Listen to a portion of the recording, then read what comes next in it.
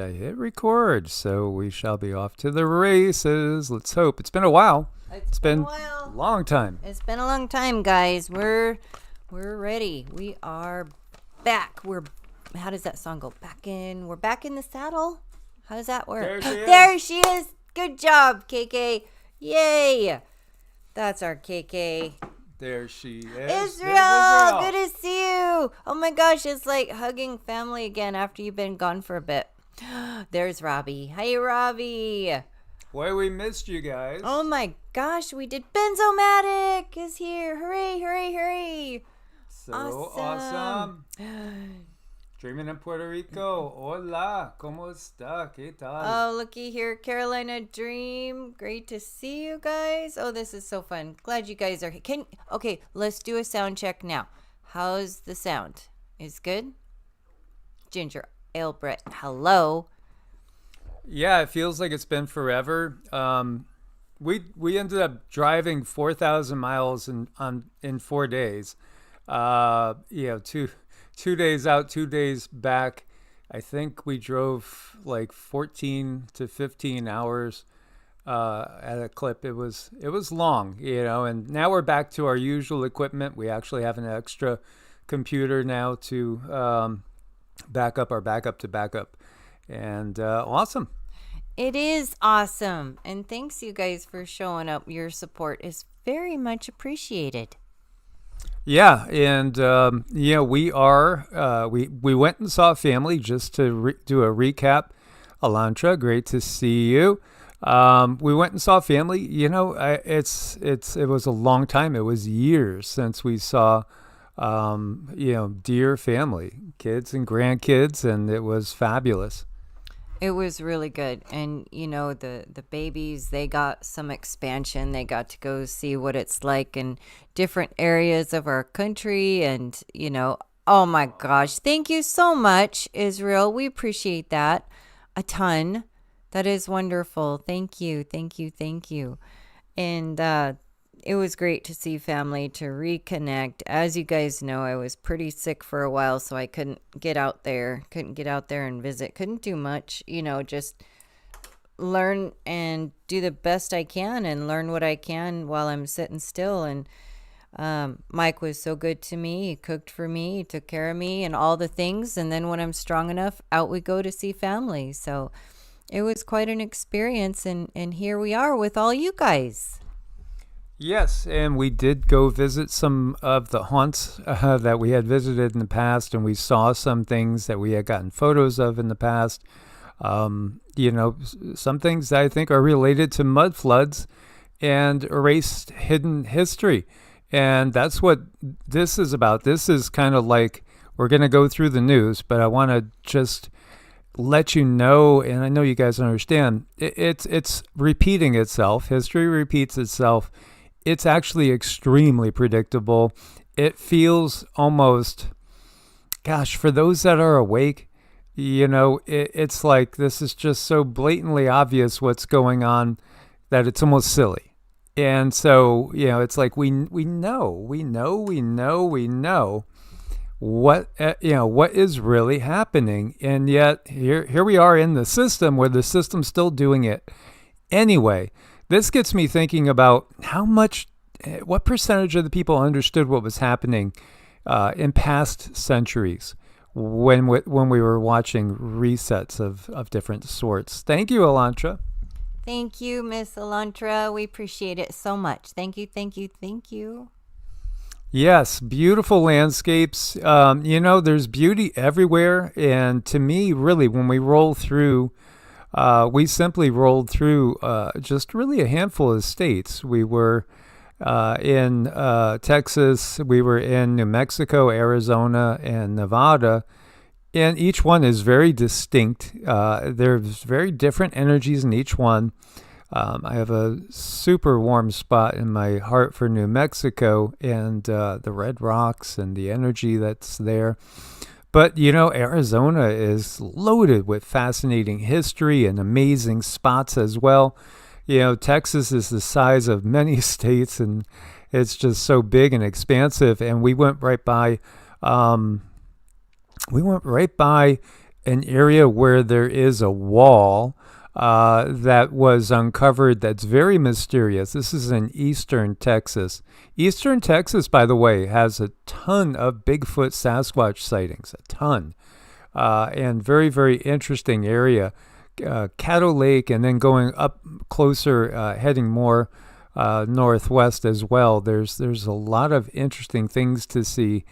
And as I was saying, there's a hidden wall that they uncovered that is perplexing because, again, it goes back to, what is our true history? I think we have glimpses. I think we have ideas.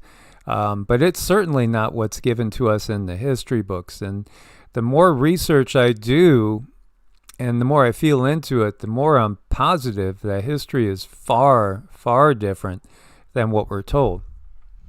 It is way different. So we put together, the current information with past information, and we are going to. Hi, Nina the Mystic. Great to see you. We're going to put together some things and sew it all together because we have parallels from the past and currently. And I think by tying these parallels together, we can get a better timing on what and how things are going to happen. I mean, I think we need a better idea of when things are going to be falling so that we can prepare for them, because it's like it's going so slow right now, like turtle in boiling water. It is so extremely slow.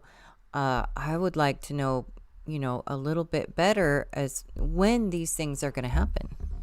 Yes, and we will be setting a date with Nina the Mystic to do a show in December.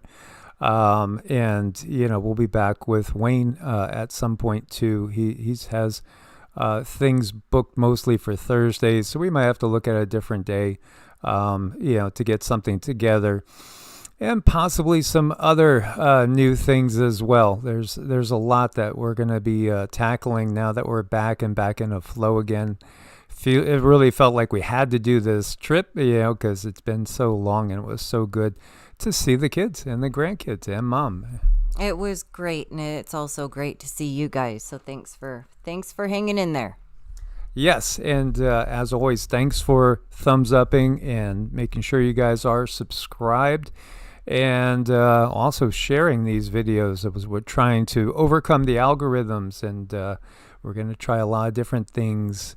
DJ, great to see you. And do we say hi to Ginger Ale Brit? We can always say hi again. We can always say hi again. We love you guys. This is the beginning of the dawn of a new age of healing. Oh, yes.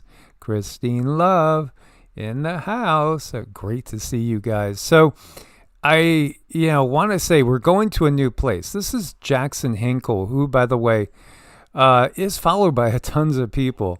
He actually has 3.6 million followers. And I think this post that he put out there says it all. Mao Zedong is undeniably what? My response to that is, are you kidding me? He's directly, indirectly responsible for the deaths of tens of millions.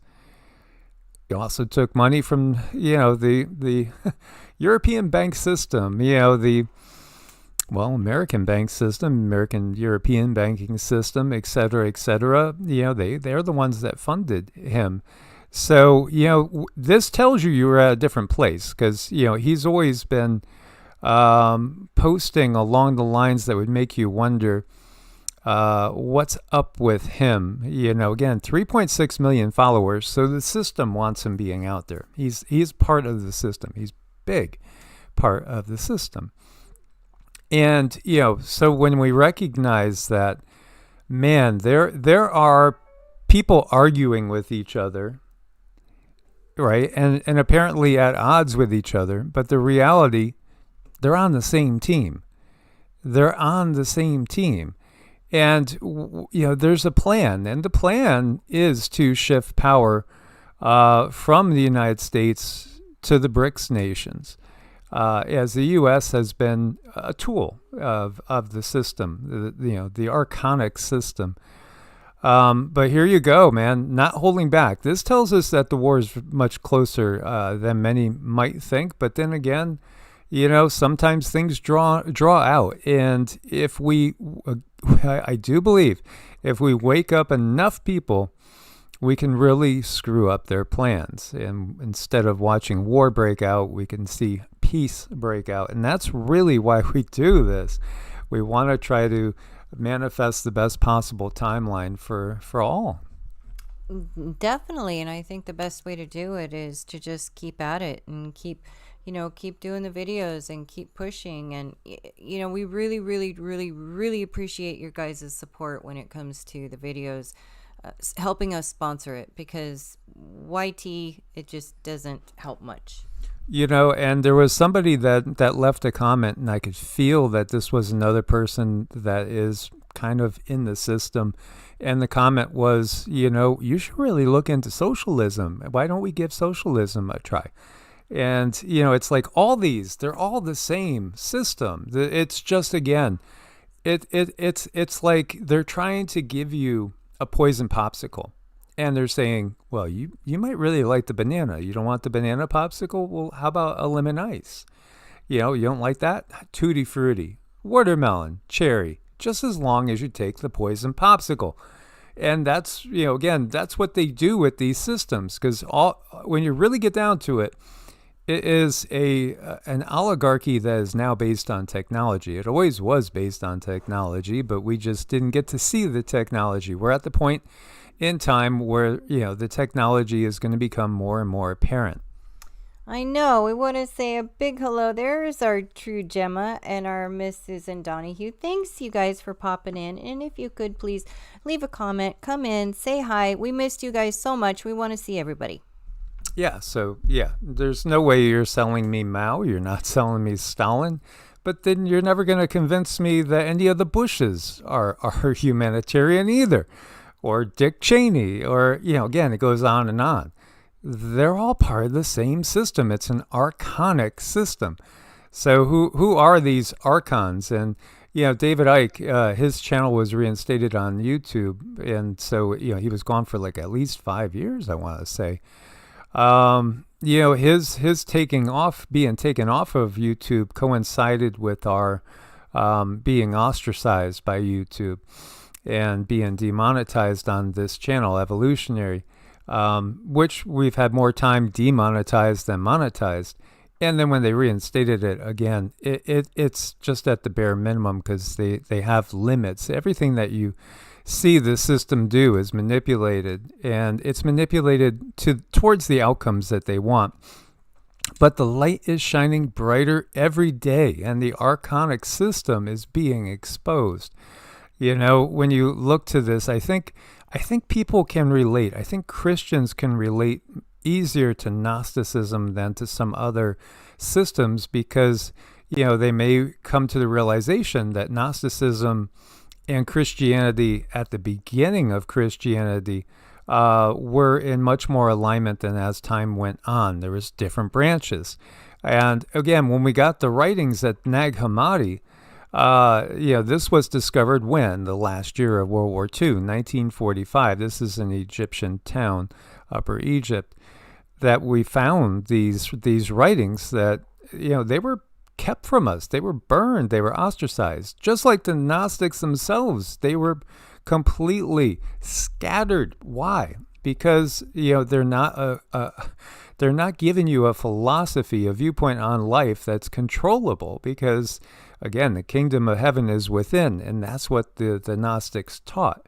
The Gnostics also taught that, the rulers of this world are blatantly evil.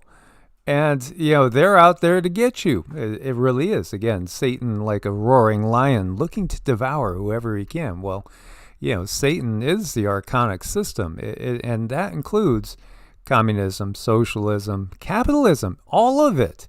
It's all their system. We need to think out of the box, and we did at one point in time.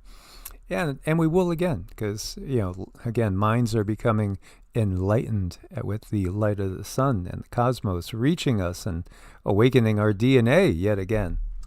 And just to going on with the theme of the controllers, Christine Love, I'm not a vet and I'm not a doctor, and I absolutely have to say what I'm going to comment on is for just entertainment purposes only. But I am with you. You can see that comment about can adopt from the local shelter for various reasons. But we decided on, well, we made our decisions too, and we are socially paying for it. Yeah, and we said no, and we were going to actually look for professional help training the pups for the trip, and they did great, and they did great without the training, my training. Yeah, they did fine. We ended up doing the training. We were going to budget a little money to have somebody professionally trained, but locally, you had to go and get the get the ouchies for the puppies, and we said no, we're not going to do that. I tore into a vet about that, and he used the old, oh well, that's all been debunked, and then I went into specifics, and he crawled into a corner whimpering. Yeah, Sita was kind of angry with him in the beginning. Sita looked like she wanted to eat him. She really did. She doesn't do that with people, but she could sense energy. She can. So, yeah, I mean, we made our decision and it had its consequences, but we dealt with it, and we'd much rather have our healthy babies than not, because I saw some things come out recently that are really, really bad, and we'll have to do a Patreon video because I can't comment on it, but it's really bad what they're doing right now.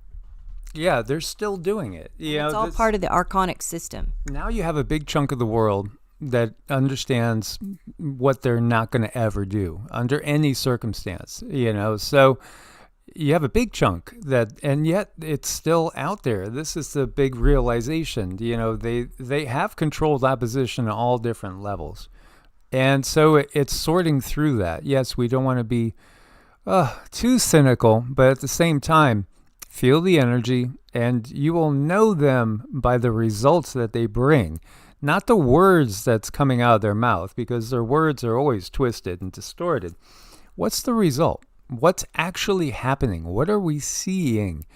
So, there's ways, and again, like here, you could go into this, the archons related to the 7 planets. You can whitewash this away into just, psychological astrology. And, you could get into, it's just really all about different ways of allegorizing things, and there is, again, there's things to be taken literal, there's things to be taken symbolically, and then there's crossover points too. So in the bigger scheme of things, yes, we are talking about archetypal forces and energies, yet at the same time, there is actual beings that are in some cases incarnated and in a 3D sense. Again, the visible light spectrum that we see is just the tiniest of tiniest slivers of that which exists. What we see is not even 0.5% of all that is actually there. And in fact, as I've said so many times, it really is true that we are always walking right through other beings, and they're walking right through us in the same space, but just again separated by frequency.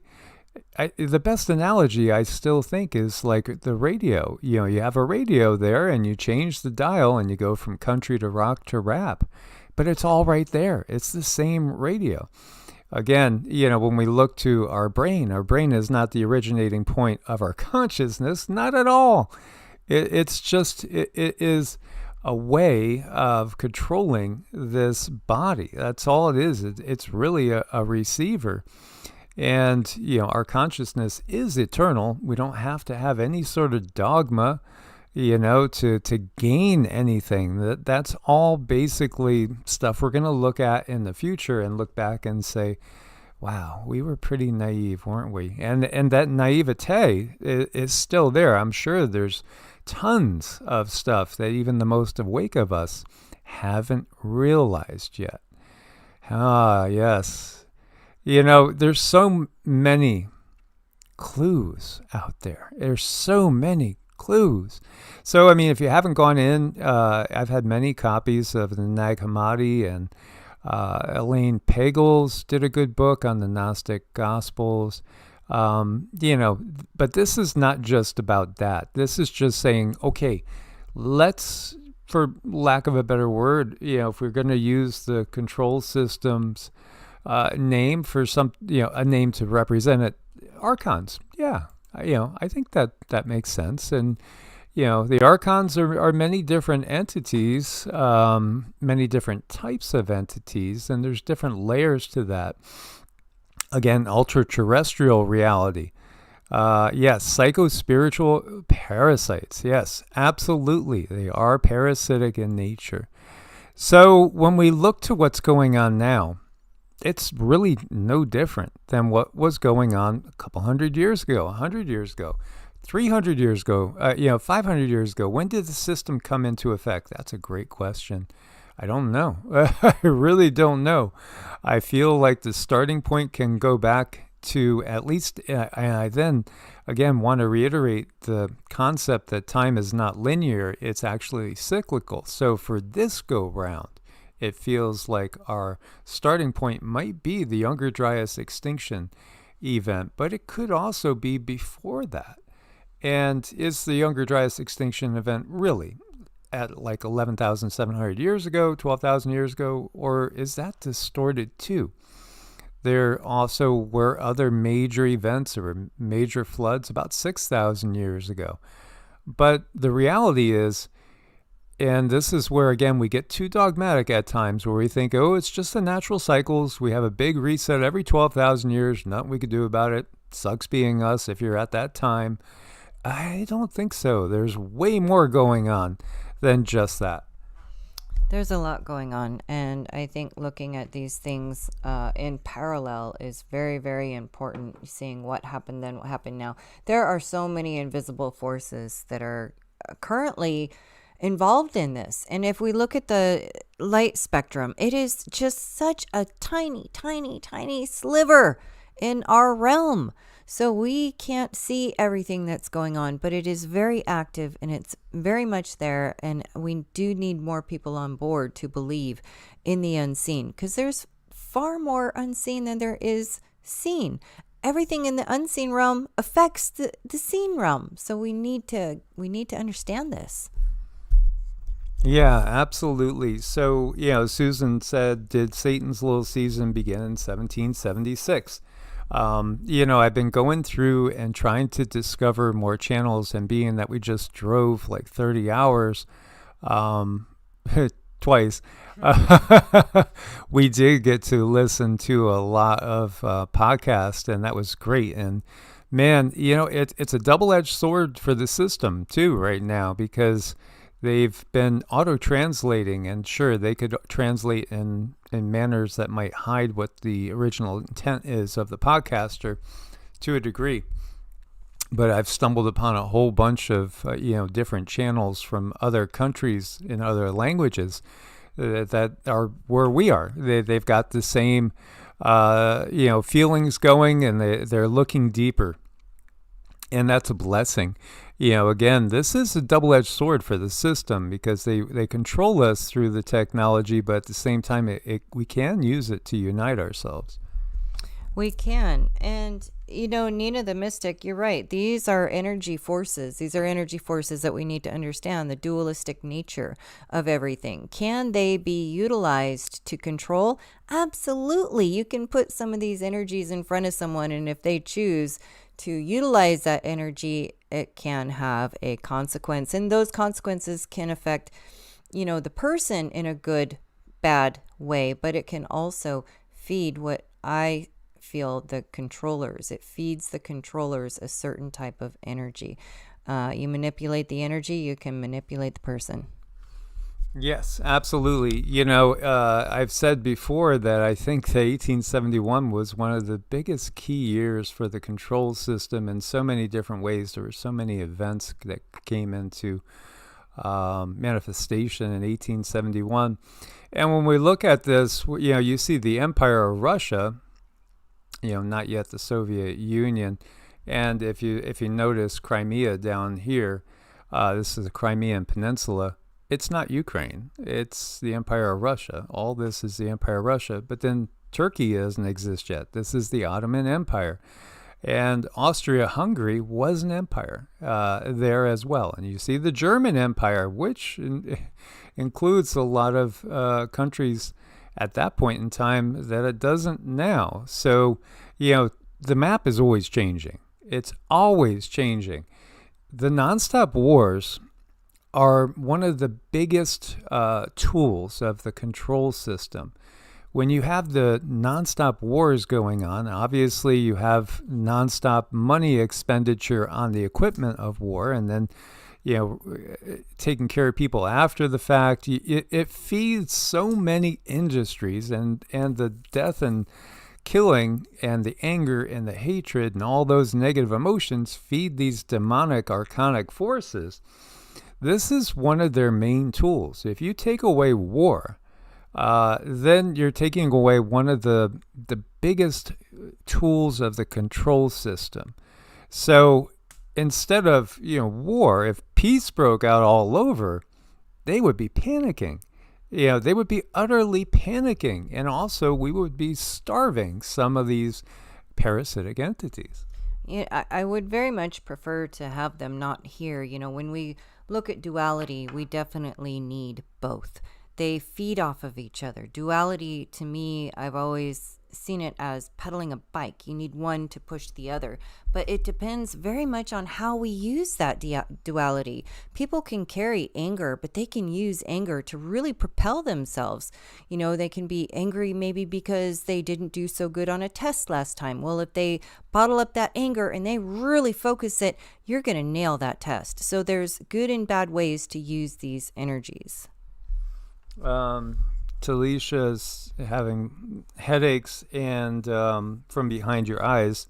From that area, I would venture to say that it's likely that you're having pineal expansion, because just saying from my own personal experience, that's how it was for me. And I went through a cycle of time too with having a lot of problem with my vision and blurred vision, kind of almost migraines. And I would literally feel like there was expansion going on in the head that came in about 3 or 4 waves, and then it passed. And that's been a while now. So I do think that it's likely, it could be other things too, and we're not doctors giving medical advice, could be other things too, but just saying that is something that seems to be common when people are having pineal gland expansion, which, again, the light of the sun is doing that. It's go time. And activating people's pineal glands, that just, again, it creates so much light on the system that they don't want to have. That's one of the things they fear the most is again, awakened population with the ability to perceive through the illusion. There's several ways using energy to expand that pineal gland. So it's very important. Everything is energy. Everything is energy. The energy out there affects how we end up in the 3D. So I think it's really good to learn the energy work and have that understanding in this world. They've kept it from us for so long. All the hidden teachings. We've been through so many different teachings doing what we do. It affects everything: the food that we eat, how our temple vibrates, how things change in our world. It's very important. Yeah, so, this is Europe in 1871, and obviously it's a very, very different world now. And Chicago Fire, the Great Chicago Fire, happened in 1871, October 9th, 1871. It was the most destructive fire ever known, completely annihilating property valued at $300 million at that time. Obviously, it would be far more than that now. Think about that, $300 million back in 1871. 2,000 lives lost, that they say, and whole areas, again, just destroyed. This is something that's cyclical. What else do we see? We see big fires like this. And we also actually had reports of people seeing lights in the skies, beams of light coming down. In other words, UAP sightings at this time. What was really behind this? 1871. Well, what else do we have? Well, we had this, the Act of 1871, 2 constitutions, yes. The laws of the United States, 1871, making D.C. a corporation. Separate government form, February 21st, 1871. An act entitled, An Act to Provide a Government for the District of Columbia. Yes, absolutely. 1871 was one of the most key years. Separate form of government for the District of Columbia. You see the same thing in the Vatican, and we also see that in London. All those are also coincidentally on 7 hills, and is same thing with Jerusalem. Yeah, and also, when you look at this, the Banking Act, and what also impacted the U.S. that led to all this in 1871.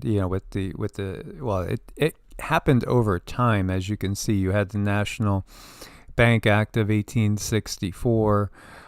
It was Civil War. The Civil War bankrupted many people and changed people's lives to such a high degree that then they're able to come in with what they are going to sell us as the cure-all. But what does it do? It just consolidates power. That's all it does, is it consolidates power. And, adding different amendments that come in. So, again, there's the whole concept of the straw man. And it is really fascinating to really see what's going on. And then the headlines in the past. Glass-Steagall bill. And then we just watch. It's just a nonstop slide to where we came here. Emergency Banking Acts. Here's Roosevelt, right? Now, he was president for 4 terms, didn't finish the 4th term. Yet at the same time, you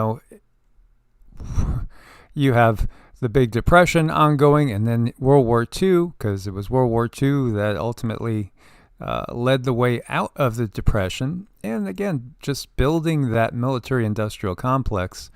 Then we have Albert Pike and that famous saying back in 1871 that there's 3 world wars that are planned, 33rd degree Mason, and again, there's a heavy dosage of debunking that's gone into these statements. Oh, yeah, that's not true. That never happened. The letter to Mazzini never happened. It's all been debunked. They love to say, it's all been debunked. But the reality is everything that's written there is coming to pass because it's not prophetic. It's just simply part of the script. It is. And it's slowly evolving into something that I think we're very close to reading, and we're very, very close to understanding in this world. Yeah.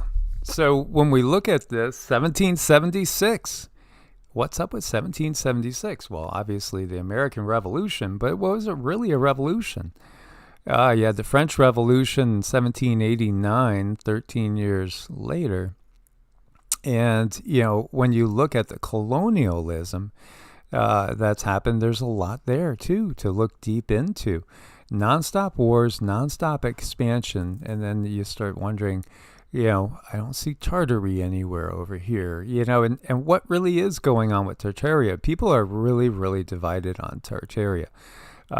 Some people say it's just a section, what was, Russia, etc. And, the entire of Tartary would exist within the Soviet Union, but then there's a few maps that actually show it actually in North America, too. And that's interesting. KK said, I think we're attacking Venezuela like right now. So there you go again, just endless wars, endless chaos, endless grief. And who does it affect? It affects us, not the big players, not the ones with money and who are controlling all the other puppets. No, Robbie, I haven't heard of that, of 10 presidents supposedly that were Moorish but wiped off the history books.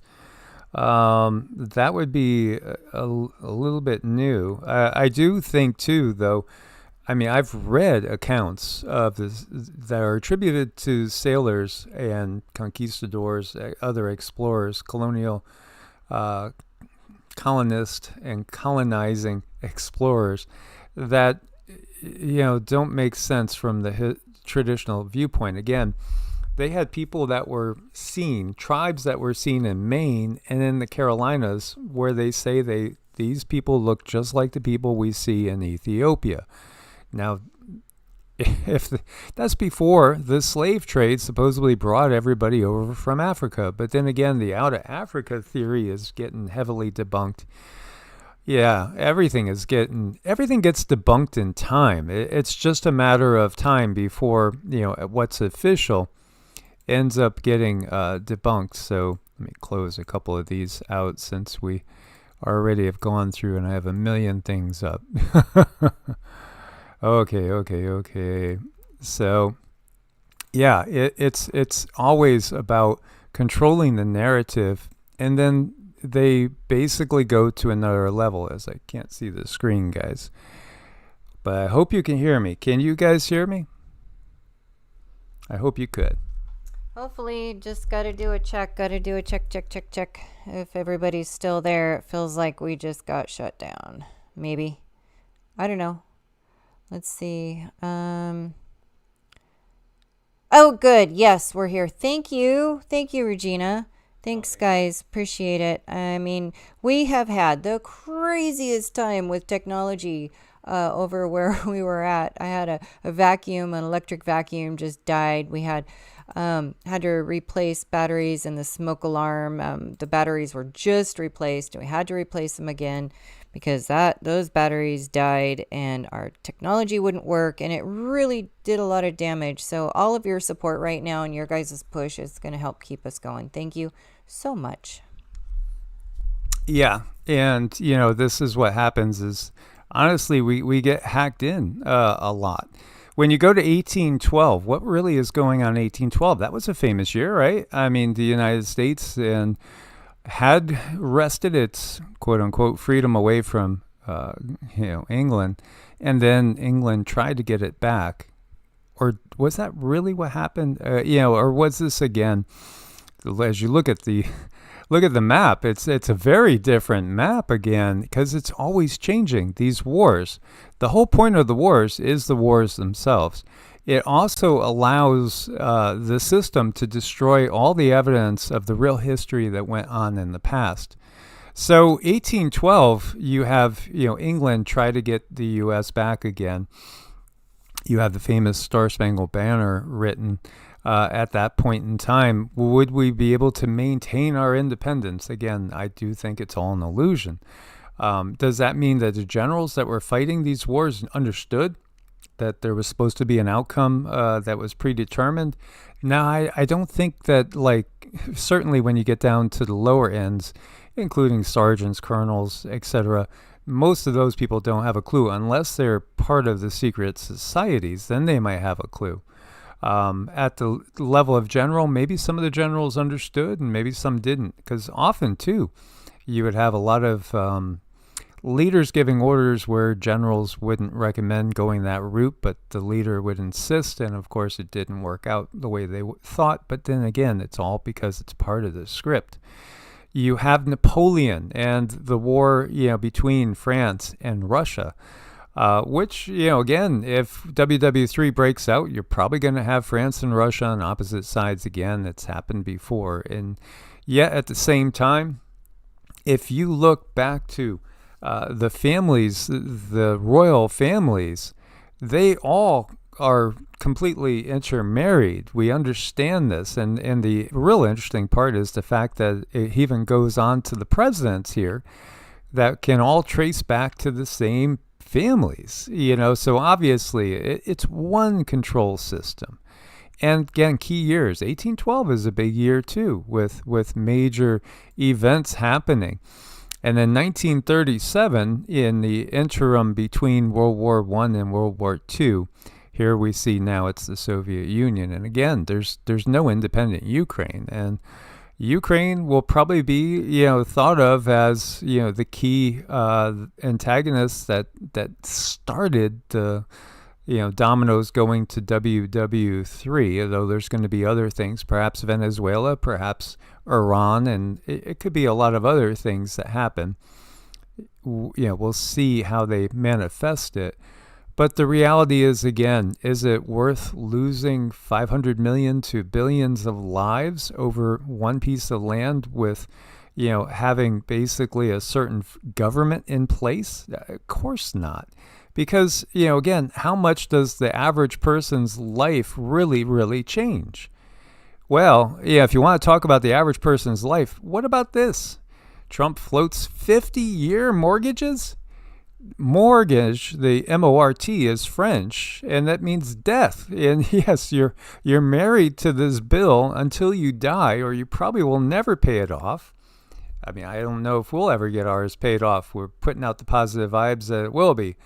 But this is the reality. Most people don't ever have the freedom of having a place that is paid off.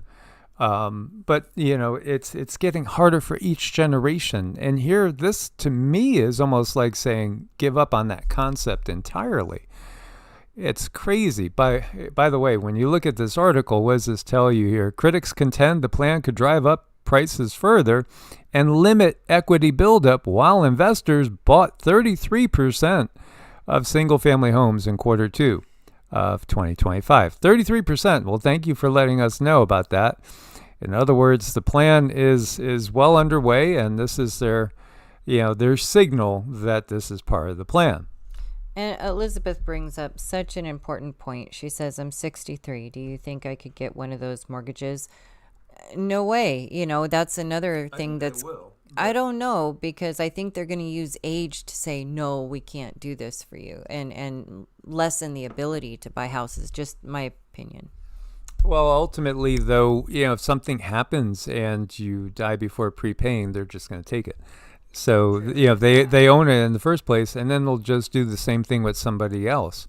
This, to me, is...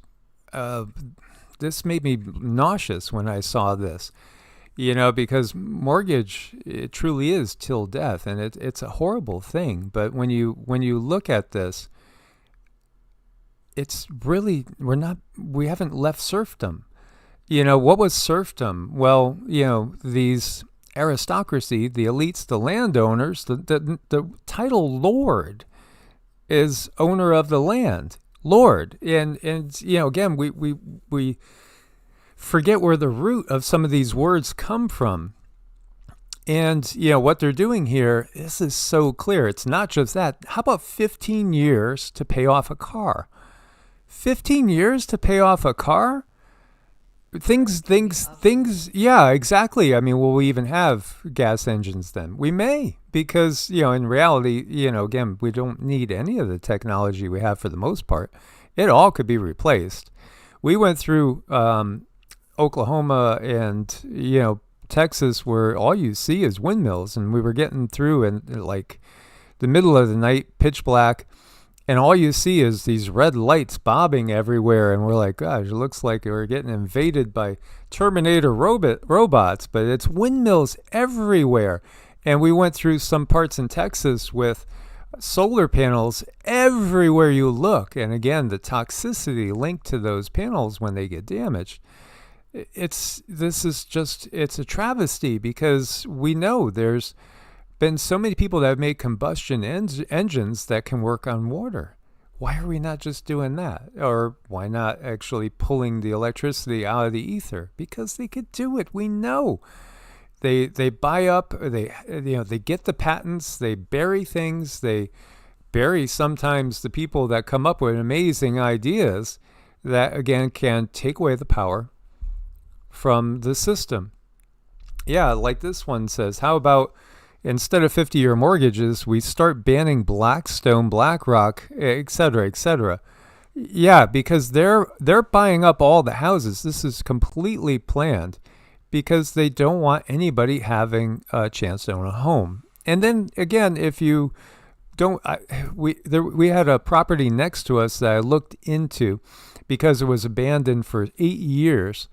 And why was it abandoned for 8 years? It was because the family couldn't afford to pay $300 in taxes. They lost their home.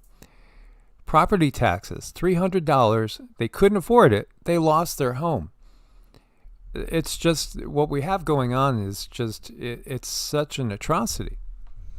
Yeah, it's pretty bad, and yeah, I know cars do not last that long. I mean, that's the thing. And if there's going to be a 15-year loan, who says they're not going to put in some uh laws that ban gasoline, and then your vehicle that you bought gasoline, it's not going to be any good. You won't be able to put it on the road. Then there's always it breaks down and the things and this and that, and they're destroying us. It's like it's such a chokehold, and it's coming on slow like a snake.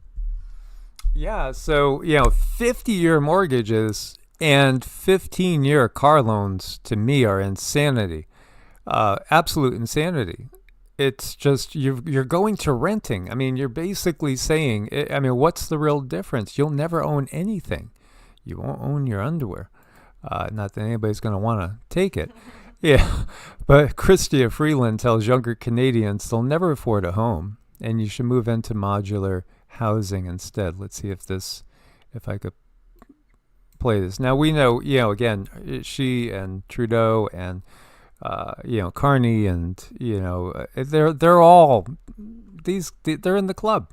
They're all in the club. Mr. Speaker, one of the policies the Prime Minister campaigned on was building modular housing. That is a way to get more homes built faster. And we know that by removing barriers to internal trade in our country, we can get a modular housing industry going in our country. That is one of the solutions to the housing crisis. I hope the members opposite will be constructive and support this important legislation. What they want to do again is they want to crowd us all into just tiny little spots. And ultimately, you will own nothing and be happy. This is the whole WEF message. At whatever you want, you're going to rent. It's going to be delivered by drone. This is the thing. You won't have to leave your house ever. You might not be allowed to. I mean, you could just see the way this is going. Why do we know that they want it to be a China model? Because this is what Klaus has said time and time again. And, they've talked about how wonderful China has done and, et cetera, et cetera. Here you go. We're only 5 years. We're not even, away from 2030. And they're buying up. They're when we say they, BlackRock, again, this Saturnian cube, they're buying it up. Now, here you go. This is Elon.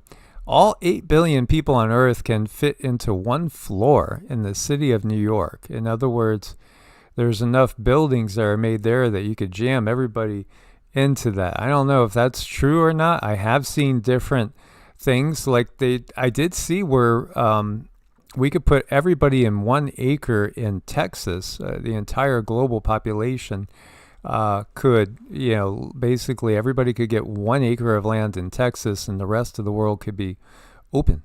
So this is Elon, again, talking about he posted there are very few people on Earth. Living in a big city gives you the illusion that Earth is full, but most of Earth is empty of people. Well, yeah, I mean, we drove through massive expanses in the American Southwest that's empty. And the solar panels, I mean, acres and acres and acres of solar panels. And those things are not good for the earth either. There's so many different things we could be doing. There are options, there are choices, but we're not the ones who get to make them, unfortunately. But we do vote with our money.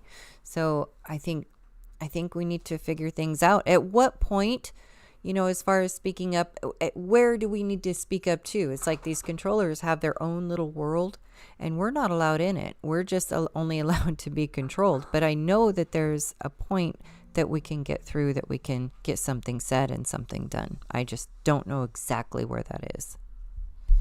Mm-hmm. Absolutely. So when you look at it, it's very clear what's happening. It's so much easier to control people in cities. It's so much easier.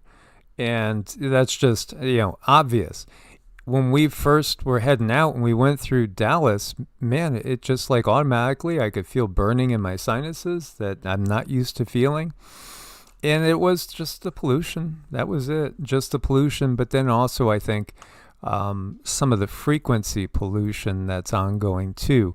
Here you go. Now, the Polish psychic Christoph has been saying, and 11/18 is only 3 days off. He has been saying that they have some sort of deadline, that they have to kick off something. And he's talking about the control system. He's talking really about the United States and the EU. There's something that needs to be kicked off by the 18th. Then I saw this. Residents of Michigan are making a plea for Americans who are fed up with a different ideology coming into the country, an invasion. You guys can see what they're saying. They're calling on the march November 18th through the streets of Dearborn, Michigan. Yeah, I wonder if this is what Christoph was seeing, It might be. If there's something, because he brought that up many times, actually, about the 18th being a deadline for them to kick off another part of their plan. Amy says, I wouldn't survive a sardine-packed city life. It's tough, but some people truly thrive on it. They thrive on the buzz. I was in California for a while. I just couldn't do it anymore. Something happened to my energy field. I completely changed, and I had to go to a very, very, very tiny town to survive. But yeah, no, I agree. I can't do it either. Yeah, absolutely. So, again, let's put out our positive intentions, our positive frequencies to counteract this. And then ultimately, when you look at this chilling moment, humanoid Chinese robot army marches for the first mass delivery of futuristic machines coming for our jobs. And, my thing was, when I was watching this video, I said to Cindy, it's not the jobs. They're going to use this to police us. This is their idea. I mean, who's going to police the big cities? This is going to be your police in the big cities, along with drones driving by. What's the biggest, new addition to warfare in the last 20, 30 years? It's drones. And in fact, I was watching too, where they were showing those robot dogs that go along with like AK-47s mounted to their back and grenade launchers. That's, what China is going to be using in the first wave when they go to take Taiwan. Yeah, see, this is the thing. When enough humans won't carry out orders anymore, this is their next plan, is to have enough in place. Now, they might have millions of these already stored in Antarctica, maybe billions, who knows? I agree, Susan. Creepy robot dogs. I don't like them. They try to make them look real, which really, really bothers me. Then we have a new fleet of facial recognition vans being rolled out by 7 police forces across the UK in an expanded pilot program. We were listening to David Icke, and he was just talking about how in the UK now, if you condemn like a violent act and you speak out about it and you condemn it, you might end up getting arrested, where the person that actually committed the act will probably be let go. It's because, again, it's just a means to an end. And when we look to what's happened with the mass migrations in the past, this has been going on for thousands of years. It goes back to BC times. BC times. Always keep humans, moving. So here you go. They're going to be deploying these facial recognition vans to for what? Well, to keep track of who's saying what. Isn't that what the Chinese system is? Yeah, social credit scores. That's coming. Canada not far behind. I mean, I think you guys might technically have it already. And the same thing with New Zealand and Australia. Again, some of our favorite people in the world are from these places, and they're still moving forward. And Waymo launches first U.S. freeway robo-taxi rides in California and Arizona. As you see, this is a self-driving Waymo vehicle awaiting passengers in L.A. Yeah, it feels too. I really think I'm kind of expecting that certain areas are going to break off. I mean, but that's just kind of like what it feels like, as the U.S. goes through its metamorphosis. And then, they're leading the way here in California and Arizona with these self-driving vehicles. We see all sorts of disasters all the time. We've seen robots walking into windows. We've seen glitches. One robot was attacking a worker in a production factory. And it's like one by one, everybody that you put a little bit of hope into, you get disillusioned as you realize they're still in the system. Here we have DeSantis begun officially advocating for nationwide abolition of property taxes. You buy a home, you buy the land, and then you've been taxed many times. Is it your property or not? Yeah. Well, again, and if you don't pay $50, they'll take it from you. This is just the reality of it. They could snatch $1 million home because you underpaid your property taxes. Or you didn't even know you had to pay it. You didn't get the memo. And it's pretty rough out there.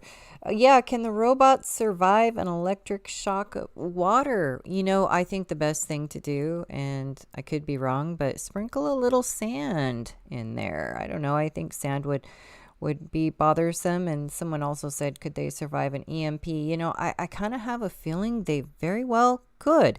They're probably protected in some way that we're not aware of. So I think they have it all planned out. Maybe some do and some don't. We'll see. And then, we go here and we see Trump withdraws his support for MTG. He would consider backing a primary challenger to Green, who was once a staunch ally but has been increasingly critical of the president in recent weeks. So, do you guys feel this is real, or do you think it's just completely scripted? Because, so much of this drama, now that he's back in, you got to always have the dissension, and you need the dissension from a lot of different levels. I really do think that the pendulum keeps swinging, right? It swung, one direction for let's go all the way back to Reagan. The whole country swung over to the right with Reagan. Then it goes to the left with the Clintons for 8 years. Then it goes to the right with the neocons and the Bushes. And then it goes to the left with the Obama era. And then you go, to Trump 1, then back the other way for Biden, then back to Trump 2. So what's coming next? So what's coming next? The next step is giving us a form of socialism or communism, at least in portions of it. So they're creating this. I think this is just part of the script. And for one too, not to say anything negative about anybody, but I've really listened to her talk a lot, and she's not that swift. She's just not that swift. And yet a lot of the time she's come up with good things for the most part compared to the other people that are out there in the political spectrum. Yet I think it's just another actress. They're all actors. That's really the bottom line. And you have Sam Altman and his husband reportedly working to genetically engineer babies away from having hereditary disease, and again, getting you used to the concept of science and scientists tinkering with your DNA, which will change you forevermore and change your whole family lineage. But this has been going on the whole history of Homo sapiens sapiens, and even before that. I wholeheartedly agree. They are slowly getting us ready for some new things that are going to be, socially acceptable at some point. And I don't agree with it. I think nature knows what to do. Nature finds a way. We need to lean into nature, and they're just taking us a little step further and a little step further and a little step further away. But I feel if we know what's going on, then we're going to be more careful with our steps, and we'll be able to make informed decisions about our steps. Yeah. And so here you go. And MTG and Thomas Massie, among 4 Republicans, signed a discharge petition to force a floor vote on a bill that would compel the DOJ to release all of the Gilligan's Island files. Yeah, let's just call it Gilligan's Island files, right? So, Massey, too, it's just, I felt really bad because his wife died tragically, very, very young. And he's remarried pretty quick. As you see, this is 36-year-old Carolyn Grace Maffa. Was previously an agriculture policy staffer for Senator Rand Paul. And so he's gotten remarried. And now you have, again, 47 taking digs at people that were apparently his allies in the past. But you have to have that controlled dissent, because you need to keep people happy. You have to give them another alternative to hope for. And that's what they do. And thank you, Mario. We appreciate it. I want to ask you guys to please stick around toward the end. We are going to do dings and activations, and it's going to be a great time, and maybe even a little open format. Meanwhile, Trump says he's sort of made up his mind on Venezuela as top officials mull options. Top officials? No, they're just waiting to get the script, to know when does it happen, how does it happen, what do we write in the history books. Venezuela strike, 15,000 troops mobilize. We have ships out there. You literally have the Venezuelan military with missiles that are basically stamped on them anti-colonialism. I think that's what it translates to. He says Maduro very scared, and he should be scared. This could be, the big thing that pops up that triggers it all. Again, it's all the way they want to write the story and what seems like it's going to get the most public support. Because you have to have that public support to a degree. They got to get us to give them the go-ahead. And yet, what have we seen throughout history? These wars never end. They never end. Now, yes, fentanyl is being classified as a chemical weapon, because he says it's all about the drugs and the fentanyl coming over the borders. Well, yeah, we do understand. If you go back and you really look closely, you'll see that our alphabet soups have worked with organized crime, like the mob.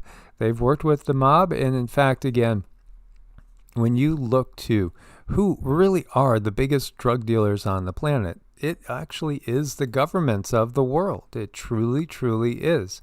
We go back to what happened with England and China in the Opium Wars. That was just out there. It's a historical fact that England was feeding opium into China in order to weaken its society and to weaken the control of the people that were in charge at that point in time to, again, utilize the resources that are in that area. And now China's just doing it back towards the Western nations. This is just another tit for tat, but it's one system that's doing this. It is. It is one system, and it's one system that is, it's doing everything. And the quicker we all notice that and understand and come together, I think that's going to be a great thing. Unfortunately, so many of us are kind of alone in our little circles. We don't have a lot of people who are understanding and awake, but we need to get there. We really have to push it and help, get some help here. And again, they're always playing with the numbers. Now they have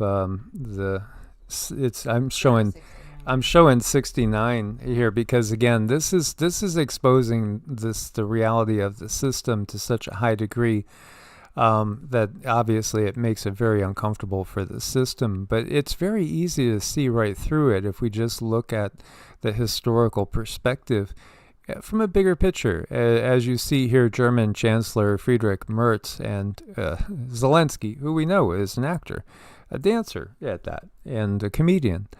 And, this is his biggest role of his life. So you have German Chancellor Merz saying on Thursday discussed Ukraine's manpower problems with Zelensky, asking him to ensure that young men, in particular from Ukraine, don't come to Germany in large numbers.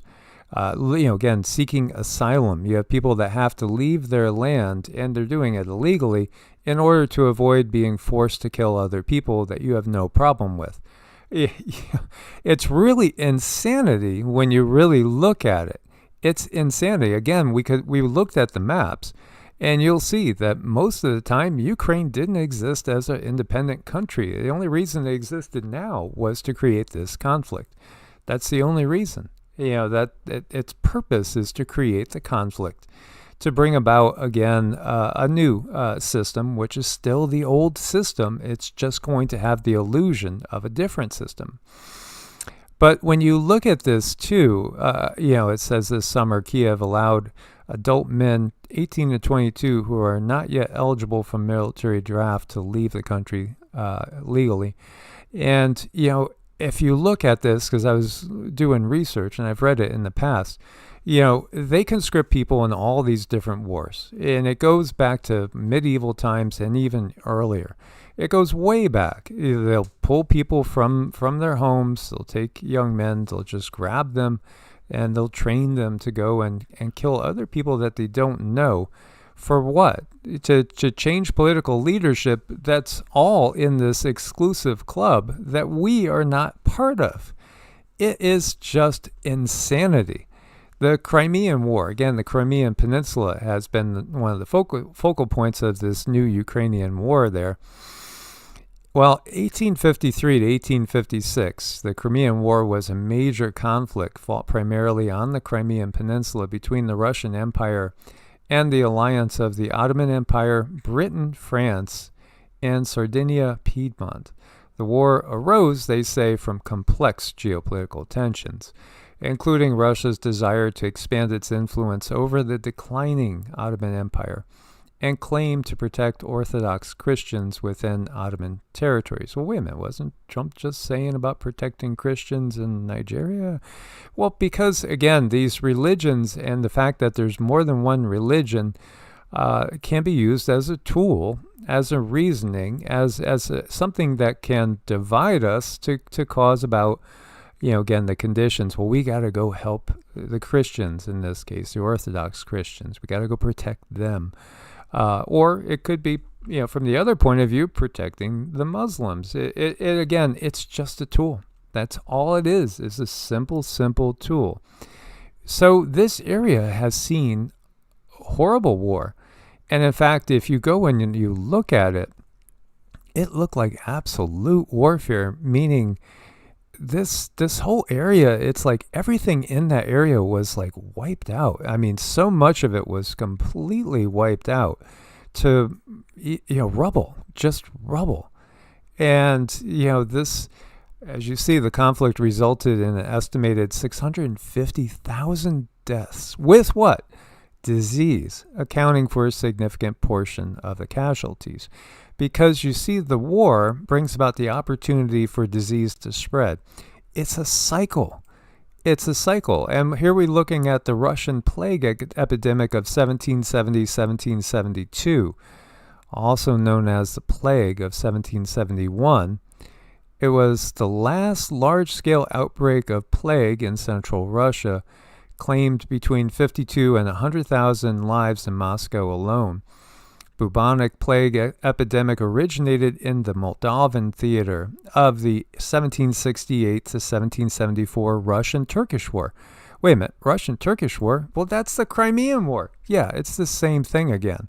100 years, separating, which is ongoing to this day again. Turkey's not involved yet, but they will be. Well, they're involved, in other ways at the moment. So this is what we see. And what's predicted for us? Well, what's predicted for us is World War III and new plagues, new lockdowns. This is all the same script. It's the same cast of characters. This is Jared Boosters. We've talked about him many times. He's doing real well. His question here is this how Tartary was hidden? The Crimean War of 1853, 1856, rare historical photographs. when you look through, again, this is the area that we're talking about. So this is part of Ukraine. And what you see is, again, they white out the skies because were there any other ships in the air? A lot of people are questioning this now. And what you see is a lot of what looks to be staged photographs, like it's just a stage. What was really happening here? I don't doubt that war happened. It definitely did. But when you look at, and when you start looking at the people, they're really posing big time. Would anybody just pose? Yeah, I guess so. But it almost has like a scripted feel to it. And, you know, it almost gets you wondering if the real war was happening with different technologies. And then, you know, we're given the official version after the fact. You know, I'm looking at the attire, I'm looking at the dress, and these jackets, their clothes, they look pretty clean. You know, you would think being in that scenario, you can't do your laundry, you can't clean up, yet these guys they look like they're in pretty good shape. I don't see the clothes are wrinkled. I don't see, you know, sure, they do have beards and stuff, but they don't look tattered and worn like they would if they were in a war. So it definitely looks like they're just posing. And what do you see? I mean, it's often the case, all we see is just the temporary housing, and it's like everything is wiped out. I mean, just so wiped out. There's a lot to cover and hide in this area. You know, this is the area where you have Homo capensis skulls found, you know, those elongated skulls that have DNA ties to Peru. And when we see this, there's been a major war every 100 years in this area where things get reset, very, very large degree. And the photos too. I mean, this looks like a desert. It looks like Death Valley. This looks like Death Valley. And, you know, that's not what this area is. It's farmland, and, you know, it's actually a quite beautiful area. Why do these guys look like they're really posing? I mean, you know, pretty well groomed. You know, it doesn't look like he's got any of his beard out of place there. No, I don't see too many wrinkles in that jacket. Oh, and that white thing, you know, the bib, whatever it is, it's pretty clean. Yeah, you know, it's really fascinating to look at all this. And yeah, we will find a lot of them with their hand symbolism and stuff, the hidden hand, you know, these different Masonic types of signals. It looks so scripted, and yet undeniably massive devastation that had happened. Oh, there you go. There's the hidden hand, right? I mean, this is saying that, and he's got his other hand up in a very, very Hitler-esque pose there. Yep. Look at those mutton chops. It's just, and this is, again, 1853 to 1856. And then there's another major war, like literally 80 years earlier. And then when we go forward, you know, of course, we had WW1 and 2, and then now, you know, the Ukraine war and Russia. They're dressed pretty spiffy, just saying. I like their posing. Their posing is very good, like professional.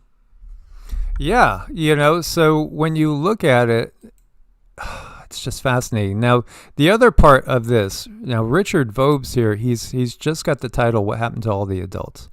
However, if you go back, I go forward. You know, hello and welcome back. The other part of this is, you know, the 1776, you know, the great event of 1776, and also talking with Guy Anderson about the Tartarian Empire, and, you know, the setting up.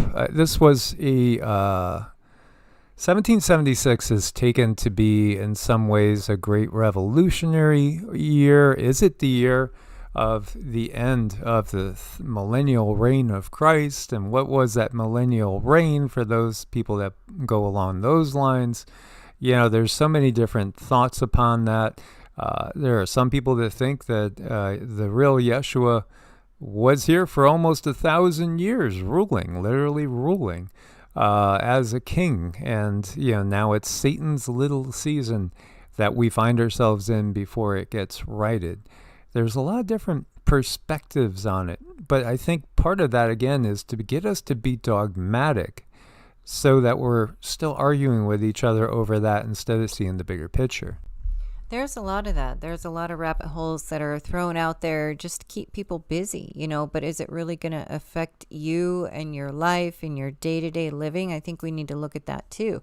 I believe if the truth of all things were exposed, that would affect how the masses see life. We get it. If we were able to get this information out there, that would make a big, big difference. Right now, we're still pretty limited, but we'll get there.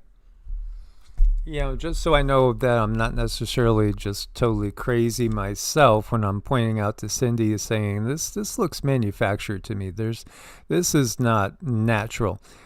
This is called proto-civilization. This is, I believe, a Russian channel I was watching this morning.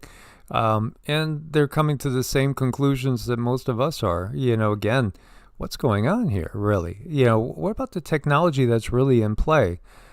Is it way more advanced than what we think? I mean, they say there's like 8,000 to 9,000 Starlink satellites in the sky, right? How do we know there wasn't, 9, 10,000 satellites in the sky 100, 200 years ago, 300 years ago? And, here he's saying, this was not done by people. This is done by machines. Yeah, again, looking at what looks to be boring and just, it's all over. Again, this is, I think this is somewhere, it's in Europe, Mediterranean. Yeah, again, gosh, but what is the real old world? We think Europe's the old world, yet is it really the Americas are the old world? Again, it's just fascinating. And people from totally different walks of life coming to the conclusions that, and then they haven't necessarily talked to each other because, again, this is a auto-dubbed Russian channel, but coming to the same conclusions and seeing the same things that we've seen in Nevada and New Mexico and Arizona.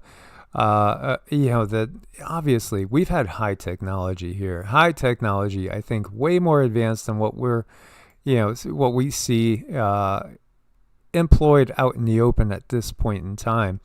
We've had global societies, and when we look to Atlantis and Lemuria, I don't think that they're really, you could say that something originated in a certain area. But the people of those times in Mu, they were all interacting with people all over the world. I just want to say one of our beloved moderators, it never showed her that we were live. And when she went to look for us, she couldn't find us. So please make sure you're subscribed because it's been pretty difficult lately getting this information out. I just want to say, thank you to the moderators. Thank you to everyone who's supporting us in any way, shape, or form so we can continue doing this work. Thank you. We have a Xeno sighting. There she is. Yes, absolutely. I have come to the conclusion that I think there's high technology in place right now that has been in place for thousands of years. And I do think that meltology is a thing. Okay, so tomorrow is Sunday, and I'm always happy on Sunday morning because... Yeah, let's do Sunday morning. Well, I was going to say, too, because we have John Levy, who gives us 20 minutes a week, and we enjoy his 20 minutes because, John has come to the same conclusions. These giants, it's totally illogical to think that they would make buildings so big that they're going to be impossible to heat, right? I mean, why would you make something so big if you didn't need it to have 20-foot ceilings? More. It doesn't make any sense. Look at this. This is not natural. Oh, but sure it is. It is natural. I'm sure there's a reason. And this is buried underneath other layers. I do think that when you look, what happened to Sodom and Gomorrah? They were hit by something space-based. Obviously, they were hit by something space-based, probably some sort of directed energy, laser-type weapons coming from perhaps satellites that had been in orbit already thousands of years at that time. I know. I mean, looking at this, science could come up with a way, because they've come up with a way to adjust so many things to fit in that little teeny tiny box that we have. Considering how small the visible light spectrum is, you can make all the rules you want, but eventually it's going to fall apart, because people are going to, and many people have made huge jumps when it comes to their psychic abilities over just the past few weeks. With Jupiter sitting where it's at, doing what it's doing, I feel there's going to be a huge awakening, and it's just going to roll like a snowball and get bigger. So all of this stuff coming out, there's no denying something's different. It's like, who do we question, though? Who do we hold accountable for all of the Wikipedia nonsense that's out there, telling us all the things? I want to know who that person is. So when you look at this and you see, these type of dwellings in the cliffs, if there's many things that come to my mind. Number one, many of them, it's obviously people didn't want to be within reach of somebody coming right over the top or being able to get up easily from the bottom. In other words, these people were afraid. They were afraid of something. We've sensed this too when we've seen these cliff dwellings out in the Southwest. You really feel that they were scrambling for their lives. They were, in some cases, I do think, trying to survive massive floods. There is a story from, I forget which tribe it is now, because I was consuming so many different videos. But it was over in the east, just to the east, a tribe that was residing just to the east of what's today Phoenix, out there. They have a story, and in their legends, they say there was a time when the giants were terrified, just like we were terrified, because of a flood that was happening, and everybody's scrambling to get to higher ground. They're all scrambling, some helping each other, others not, others just climbing over each other to get to higher ground.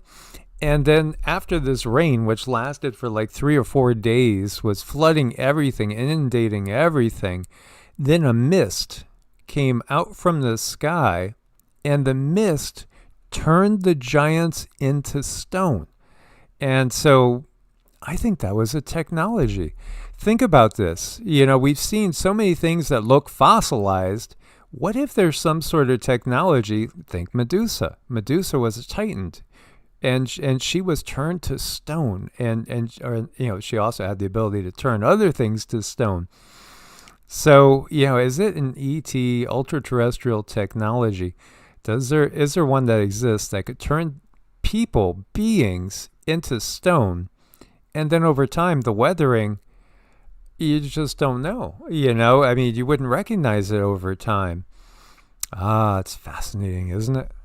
When we were learning about this, all I could think about was, okay, the food that we eat has a lot of chemicals. Things that we put in our body, a lot of chemicals. Could they be changing our bodies so that when the time comes and they drop a mist on us, are the foods that we eat, the things that they give us to make us well and healed, are those things going to be the things that make us turn to stone? I don't know, but there are big reasons why they are getting us to eat all of these chemicals and put certain things in our body. I think it has a much bigger purpose. Oh, it absolutely does. It absolutely does. So again, recognize this war, this Crimean War, 1853 to 1856, and the fact that it took so many lives, because, if you also think about it, you're losing all the males. This is going to weaken the generations. It's all going back to the Anunnaki tales of Enlil thinking there's too many humans. Now, I think Enlil is too big of a catch-all. I don't think it's that simple. You know, the Book of Enoch is an interesting one too, but to me, it's basic reading. It's something to get you used to the concept of these beings, again, coming from the sky and interacting with us.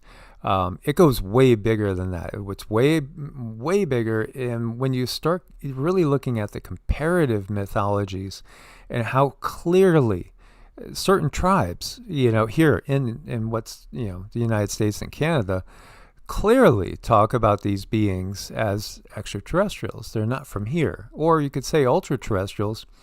They could be from another portion of the planet.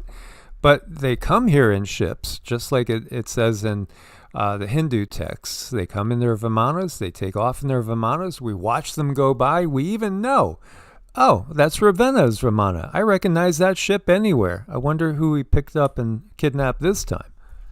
Yikes, I know, and Robbie has a good point. You know, they want things to be like putting tinfoil in a microwave. You know, when they come to zap us, they want our bodies to be a certain way, and I feel that's a big reason for the poisoning.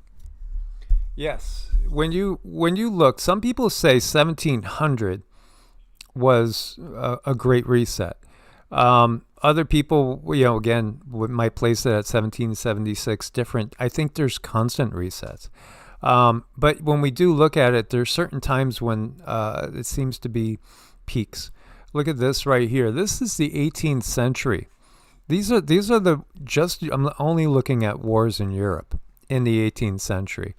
You have the Great Northern War, 30,000 Russians killed in action.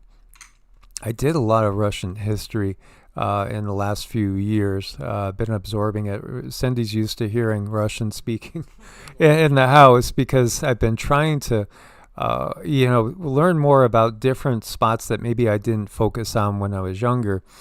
1701, 1714 War of Spanish Succession. 1.251 million killed in action. That's massive. You know, again, think about that amplified. This is 1701, 1714. So this war is going on the same time as the Great Northern War ongoing. And this is Spain, more than Spain, but again, and this is Russia. Then you have the War of the Catalans. This is a part of Spain, and this is, you know, looking to break off and secede from Spain. Rakosi's War of Independence. This was all about toppling the rule of the Habsburgs in Hungary, conducted by a group of noblemen, wealthy and high-ranking progressives, led by Francis II Rakosi. And you know what you see? Do sometimes these do they sometimes let their ego get in the way and they go off script? Well, I think they have a lot of leeway. Honestly, I think there is a lot of leeway. I think there is a lot of ego. I think they all want to be the head actor. They all want the lead role. It's just human nature when it comes to people that put this type of thing in priority. So, yeah, I think they can go after each other to a degree and want to be the head, the most popular actor, or go down in history, you know, with the biggest name for sure. At the same time, I do think that the system just wants certain things kept in check. Total number of human population on planet Earth. That's one of the things they want to keep at a certain level, whatever that is. You know, I don't even think that we know really what the population of the Earth is. I tend to doubt it's 8 billion. Feel like it might be actually a lot less than that. But it could also be more. So, you know, here we go, 1710, 1713, Russian-Turkish War. And we can see the Ottoman-Venetian Wars. You have the Jacobite Rising, Austro-Turkish, the War of the Quadruple Alliance, Spain, Austria, Great Britain, France, on and on. Anglo-Spanish War, the Russian-Persian War, the War of Polish Succession, 88,000 killed in action. 7 Years' War, 992,000 killed in action. Global War, this was a world war fought by numerous great powers, primarily in Europe, but other campaigns in North America and outward in South Asia. Who was there? Well, Great Britain and Prussia fighting against France and Austria and others as well. You get the picture? Look at this. Then you have our American War in there. Every single year in this 100 years is basically just encapsulated in war, and millions upon millions lost. And this goes into the 1800 to 1900 period, as you can see. There's never a year where there's not significant warfare ongoing. And we've had more than 2 world wars. And what else do we have at the same time? When the wars come, so do the plagues. This is just the way it is. And, again, severe outbreak of plague from 1708 to 1712. Probably part of a pandemic affecting an area from Central Asia to the Mediterranean. And you could see, again, spread southern Poland, recorded in the Swedish military hospital 1702, and then the plague followed trade, travel, and army routes.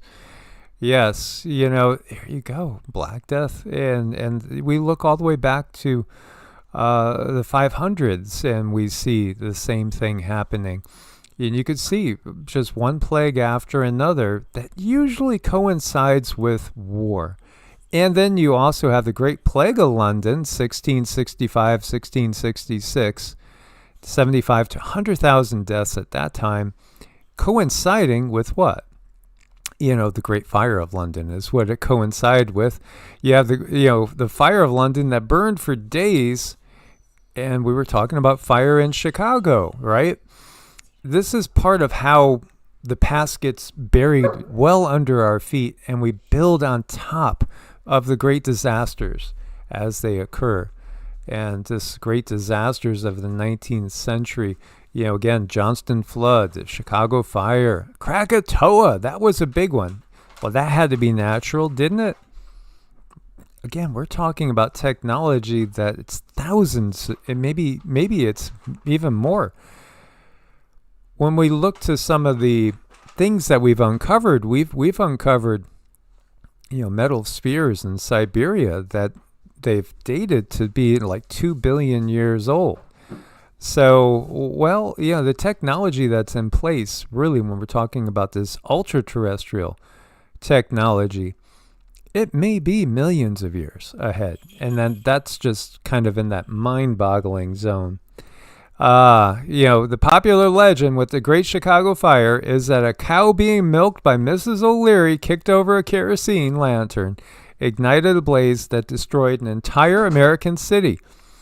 But then why do we have pictures of people showing a UFO, traditional saucer, beaming a light beam down? Again, all the rumors of directed energy weapons in the California fires. Well, was the Great Chicago Fire a directed energy weapon? How about the Great New York Fire back in 1835? New York City doesn't have many buildings from the colonial period because an enormous fire in December 1835 destroyed much of lower Manhattan. Yeah, it's just a cholera epidemic in 1832, Krakatoa. Oh, that was a big one. And then Mount Tambora in 1815. 1821, the hurricane called the Great September Gale devastated New York City. Obviously, we live on a planet that has its trials and tribulation. But how much of it actually, as we look at the third day of the Great Fire of London, September 4th, what year? 1666. Anatoly Fomenko, I see more and more people talking about Anatoly Fomenko. He's a Russian scientist, a brilliant man, that thinks that somewhere between 800 and 1,000 years have actually been added to us. So, was this really 1666 or was this 666? Interesting, is it not? And Robbie says, this simulation is so darn simulated. I know, and it's constant, and it goes on and on. That's why I really wish we could figure out the pattern, look at the timing. That will take us a long way into understanding when things are really going to change. Then we have the whole airship phenomena, which, again, many people that have looked big into Tartaria and into, especially looking like at, let's say, the years between late 1700s to 1900, and the whitewashing, was it just the way that the photography technology was, that all the skies were always that kind of, I don't know what you would call it, vanilla type of color? I don't think so. I think, again, they're hiding from us the fact that we've had ships in the sky. We know about blimps, and we know about dirigibles, but there's also these sightings, these what we would call UFO, UAP sightings, which happened in history, which seem to be a little bit ahead of the curve with the technology that was actually in play. Like before, history tells us that people were, putting blimps up in the sky. A few decades before, there was a lot of sightings of these type of vehicles in the sky. Was it sowing the consciousness of humans to give ideas, to get them conditioned? Like the flying saucer, for instance. This, by the way, is the USS Shenandoah from the 1920s, from the Library of Congress. Fascinating, isn't it? Well, how about saucers? Because we know the Nazis, they made saucers. We see that. We see the declassified papers showing this. And, of course, they were working with Greys and Nords. Fallen Pleiadians is what we call that group. Well, what's it going to look like in the future? Is the future of a lot of our vehicles, going to be saucer type of technology? Again, how much is actually given to us by the system in order to get us to think along a certain line because they want us to go down the next route? Well, there are the flying cars out there. There's the walking dogs. There's the, all the android animals. There's all kinds of stuff out there that's showing us that they are going to move us to another place. And I think it's up to us to draw that line where we want to. Some people may be more comfortable with AI technology than others. I know with us, we refrain as much as possible, but if you're watching YouTube, you're interacting with AI. So there has to be a certain degree, but it is up to us as far as how much. Yeah, and then you have this guy that's just, sharing the love and sharing some beautiful flowers. And Cindy will give us a ding. I want to put out there again the intention. Please do. I mean, if we could just spend like a moment, and put out the intention that humanity be free and that people realize what's going on and that we will not openly take part in all these hostilities. Instead, we'll choose the path of peace. See, as long as they divide us and keep us divided, keep us manipulable, that's really, they're happy. They don't care if you go left, if you go right, if you go extreme left, extreme right. If you're going to go kind of down the middle, as long as you're going to be able to be manipulated in some way, shape, or form, that serves the system. When we rise up above it and we recognize, the only way to, it's like, what was that 80s film when it had, I think, AI in it, and the AI, like, was it War Games or something like that? The AI was going to cause a nuclear war because it came to the conclusion that humans are too dangerous to keep around.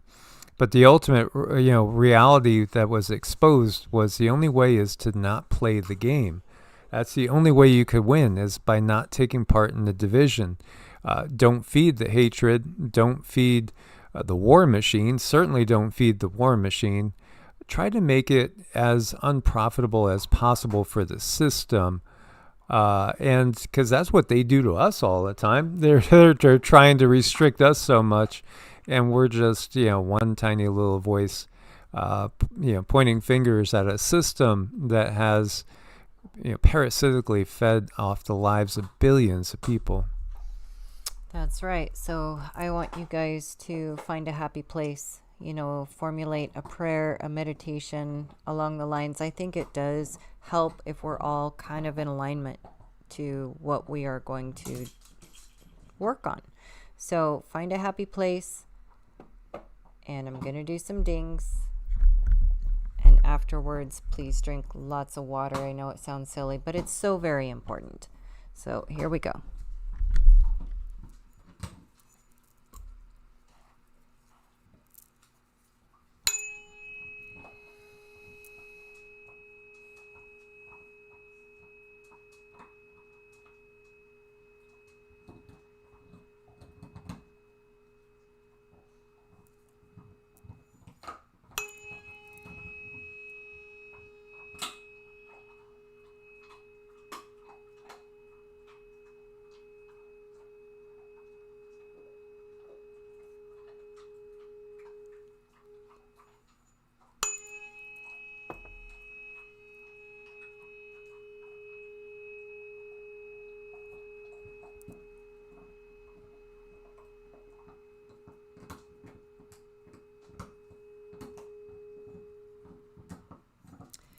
And thank you all so, so much. Source bless and namaste. Much love, much gratitude, guys. And again, thank everybody that has supported us. Loka samasta suki no bhavantu. May all beings everywhere be happy and free. And may my own thoughts, words, and deeds contribute to that happiness and that freedom. Namaste. Namaste.